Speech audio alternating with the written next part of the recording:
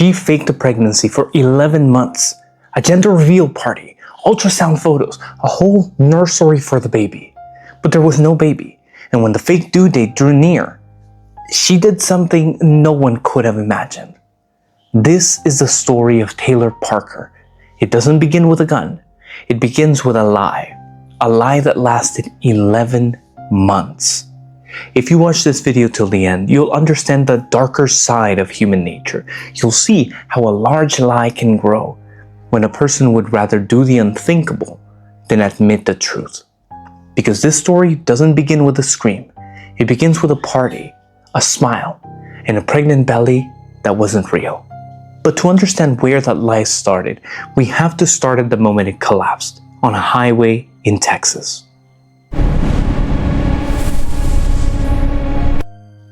A state trooper pulls over a car swerving across the road. The woman inside says she's just given birth on the side of the road, but she's never been pregnant a single day in her life. October 9th, 2020, in Texas, a patrol officer noticed a car moving strangely, drifting between lanes. When he got closer, what he saw inside stopped him cold. A woman in a panic, and in the car, a newborn baby. The baby wasn't breathing.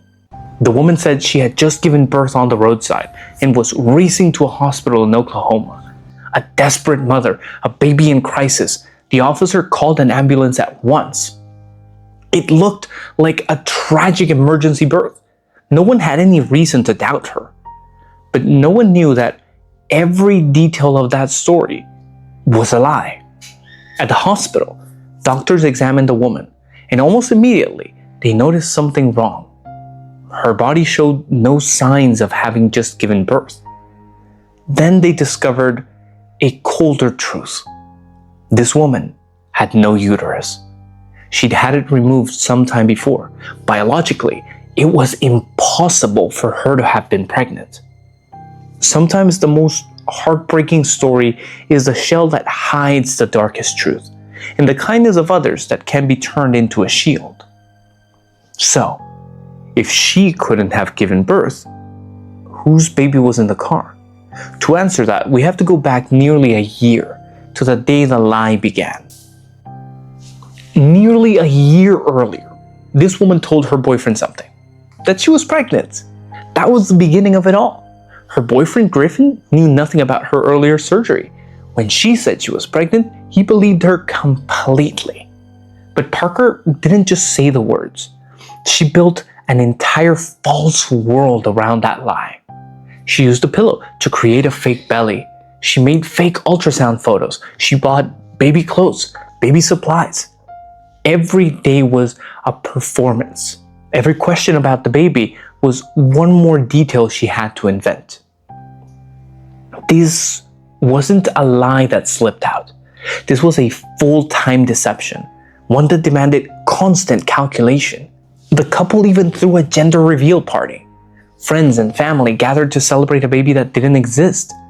Parker even toured a mansion worth nearly $5 million, signing a hyphenated last name that was never real. She painted an entire future, a big house, a perfect family, all of it built on an imaginary child. But a lie about a pregnancy has a cruel deadline. One day, people would expect a baby, and Parker had no baby to produce. As that day drew near, the whole world around her was waiting. Friends waiting, family waiting, Griffin waiting. The pressure pressed down on her, heavier by the day. She could have confessed, told the truth, accepted the shame, and moved on. But Parker didn't choose that path. For some people, admitting the truth is more frightening than committing a crime. The ego, backed into a corner, is sometimes more dangerous than greed. And no one knew that this wasn't the first time Parker had faked a pregnancy. Police would later find it was a pattern repeated throughout her life. But this time, the lie had gone too far to take back. Instead of confessing, she began to make a plan. If she couldn't have a baby of her own, she would take someone else's. And she already had a person in mind. But before we go further into the plan of this perpetrator, let's stop on the person this story truly revolves around, the one who deserves most to be remembered. Reagan was not a name on the news report. She was a person with a whole life opening up ahead of her. She was already the mother of one child, and she was pregnant with her second, a baby girl. She had named her Braxton Sage Hancock. Those who knew Reagan spoke of her with warmth. A wonderful mother, a devoted daughter, a loving wife. She was only 21, just beginning her life. But no one knew that the woman Reagan was acquainted with was looking at her in a completely different way. Not the way a friend looks at a friend, but the way someone looks who is making a plan. To Parker, Reagan was not a person, she was a solution. She carried inside the very thing Parker desperately needed, a baby, due to arrive right at the moment Parker needed a baby to show. This is the coldest truth of the case. A life targeted not out of hatred, but simply because she had something another person wanted to take. And on a day that October, Parker decided to act. What happened behind the door of Reagan's home was something no one could have prepared for. October 9th, 2020, in New Boston, Texas. A day that completely began ordinary. A day that would end in tragedy. That morning, Parker came to Reagan's house. The two of them knew each other, so when she appeared at the door, nothing seemed out of place. That's exactly what makes crimes like these so frightening. The perpetrator isn't a stranger in the shadows. It's a familiar face, someone trusted enough to be let across the threshold. Now here, we won't go into the details of what happened because the truth is too brutal. And because Reagan and her unborn child deserve more respect than any gruesome detail we can give you. What you need to know is this. Parker attacked Reagan, and she took the baby Reagan was carrying. But no one knew that Reagan did not give up. According to her family, Reagan fought to the very end. She fought to protect her child, even in the final moments of her life. A mother pouring out every last bit of strength to protect a child she never got to meet. Even in the most desperate moments, a mother's love was the strongest force of all, and it would leave behind the evidence that condemned her killer. Afterward, Parker left the house, taking the baby and drove towards Oklahoma. Her plan, however insane, was now clear. Bring the baby back, pretend it was her, complete the 11-month lie. Think about the coldness of that. She intended to walk into her home with a baby in her arms and tell Griffin it was theirs, as if the baby's real mother had never existed. But Parker's plan was about to collapse right there on the highway when an officer noticed her swerving car. At the hospital in Oklahoma, it took doctors only minutes to know something was very wrong. Parker's body showed no sign of a birth. Then they discovered the truth about her earlier surgery. She had no uterus. Her roadside story had just vanished into thin air. But no one knew that the truth about the baby was even more heartbreaking. Doctors tried everything to save baby Braxton, but the injuries were too severe. She did not survive. A DNA test confirmed what people had begun to suspect. The baby was not Parker's. She was the daughter of Reagan. At the same time, in New Boston, family members came to Reagan's house and found her. Police quickly pieced it together. A pregnant mother attacked in Texas.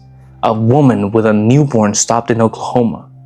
The same day, Parker was arrested that very day. And as they dug deeper, they realized this crime was so rare it had a name of its own. It's called fetal abduction. It happens when someone attacks a pregnant woman to steal the baby she's carrying. Experts have found a common pattern. Usually, a woman who has faked a pregnancy, facing pressure to produce a baby she doesn't have.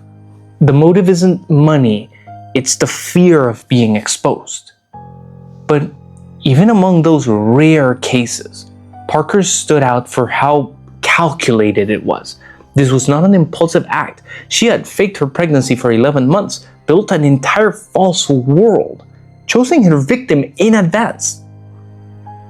A habit of lying, if no one stops it, can escalate year after year until it leads to something that can never be undone. Now, justice had to speak, and a trial lay ahead.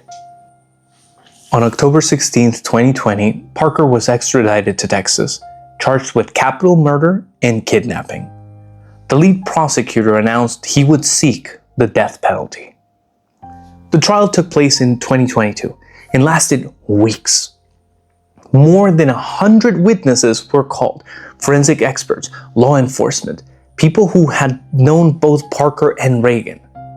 But the entire trial, an entire life, turned on one question so fragile it was chilling. Was baby Braxton born alive or already gone? This wasn't a technicality. It was the difference between life in prison and the death sentence. Under Texas law, if the baby was already gone, then legally, there could be no kidnapping. And without kidnapping, Parker didn't qualify for the death penalty. Justice sometimes rests on the coldest of technical details, where a legal definition is the difference between the life and death of a sentence. The prosecution answered with testimony from a flight paramedic and a doctor. Based on that, the court concluded that baby Braxton was born alive at the moment she was taken. On October 3rd, 2022, after weeks of trial, the jury withdrew to deliberate. They needed only about an hour. 1 hour for a case that lasted weeks with hundreds of pieces of evidence. That shows just how convincing the evidence was. When they returned, the verdict was clear. Taylor Parker, guilty on every charge. On November 9th, 2022, the sentence came down. Taylor Parker was sentenced to death. But no one knew that the heaviest moment of the trial did not come from the verdict. It came from the words of Reagan's family. At the sentencing, Reagan's family was given the chance to speak, and one of her relatives stood up and faced Parker directly. She spoke about her daughter. She said Reagan fought for her child all the way to her final moments. She poured out all of the grief of a mother who had lost her child. Throughout the trial, Reagan's family had to sit and listen to every detail, to relive the worst thing of their lives, day after day. That is no price a sentence can ever repay. A sentence cannot bring back the one who is gone. It cannot erase the pain, but it affirms one thing, that the lives of Reagan and baby Braxton had value, and that evil, however cruel, must in the end pay a price. But in America, a death sentence is rarely the end. It's only the beginning of an appeals process that can last for years. Parker did not accept the verdict. She raised a long list of what she claimed were errors and fought all the way to the highest court in America. Her lawyers argued that Parker hadn't received a fair trial because the case had received too much coverage. They also revisited the old question, whether baby Braxton had truly been born alive. But no one knew that every appeal would fail. On November 7th, 2025, the Texas Court of Criminal Appeals upheld the verdict. They rejected every argument from the defense. Based on the testimony of medical experts, the court concluded that baby Braxton was born alive. The kidnapping was real, and the death sentence stood. Then, Parker took the case to the Supreme Court of the United States, her final chance. On May 29, 2026, the Supreme Court declined to hear the case. No explanation. The death sentence stood. With that, Parker's direct appeals were exhausted. As of now, no execution date has been set. Parker remains on death row in Texas, one of the very few women awaiting execution in the state. When every trial has closed, there's one thing we should ask ourselves. What will we remember about this story? It's easy to get swept up in the horror of the crime, to remember only Taylor Parker and what she did. But that would be a mistake, because this story, at its core, is not about Parker. It's about Reagan, and about baby Braxton, a child who never got a single full day in this world. Reagan Simmons Hancock was only 21. A mother, a wife, a daughter. She was building a life and about to welcome a new one. The perpetrator was not a monster in the dark. She was an acquaintance, an ordinary face with an ordinary smile, and a lie growing larger behind it. Don't let the name Taylor Parker be what you remember most about the story. Remember Reagan, a young mother who fought to her very last breath to protect her child. The chilling lesson this case leaves behind is this: sometimes danger doesn't come from a stranger in the shadows. It comes from someone we know, someone desperately hiding a truth they don't dare to face. So what do you think about this case? Leave your thoughts in the comments below. If you think Reagan's story deserves to be remembered, leave a like and subscribe so you don't miss the next story.